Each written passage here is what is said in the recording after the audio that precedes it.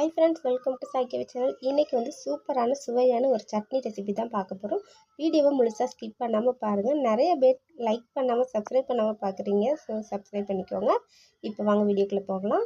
இதுக்கு தேவையான பொருள் வந்து எடுத்து வச்சுருக்கேன். தக்காளி, வரமிளகா, வெங்காயம் எல்லாம் நம்ம தாளிக்கும் போது என்னென்ன சேர்க்குறேன் அப்படிங்கிறத வீடியோவை முழுசாக பாருங்கள்.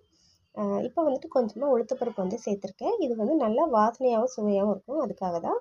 அப்புறம் வந்து 2 வரமிளகா வந்து எடுத்திருக்கேன். நீங்கள் காரத்துக்கு ஏற்ப நீங்கள் எடுத்துக்கோங்க. ஏன்னா என்னோடய வரமிளகா பார்த்திங்கன்னா ரொம்ப காரமாக இருக்கும்.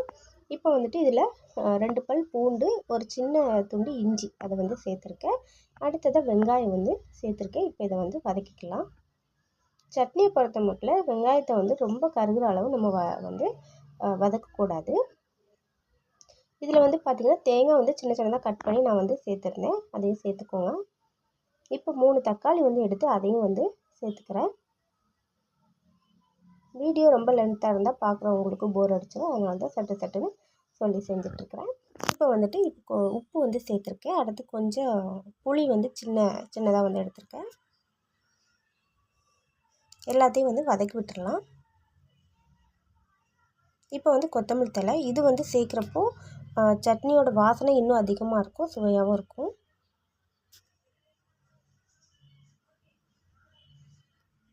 இப்போ இதை வந்து நான் ஆஃப் பண்ணிக்கிறேன். அடுப்பை ஆஃப் பண்ணிவிட்டு ஆற விட்டுடலாம்.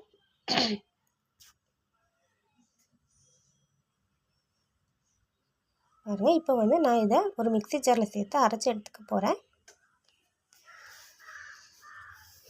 உப்பு மட்டும் தேவையான அளவு பார்த்துட்டு சேர்த்துக்கோங்க. அவ்வளோதான், சட்னி பாருங்கள் சூப்பராக அரைச்சாச்சு. இப்போ இதுக்கு வந்து லாஸ்ட்டாக தாளிச்சிக்கலாம். ரொம்ப ஈஸியாக சட்டுன்னு செஞ்சிடலாங்க. டேஸ்ட்டும் நல்லாயிருக்கும். நீங்கள் கண்டிப்பாக செஞ்சு பார்த்துட்டு கமெண்ட் பண்ணுங்கள்.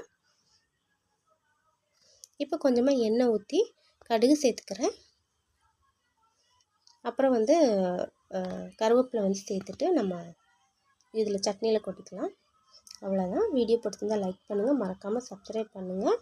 உங்கள் ஃபேமிலி ஃப்ரெண்ட்ஸ்க்கெலாம் ஷேர் பண்ணி விடுங்க. அவ்வளோதான். பாய்.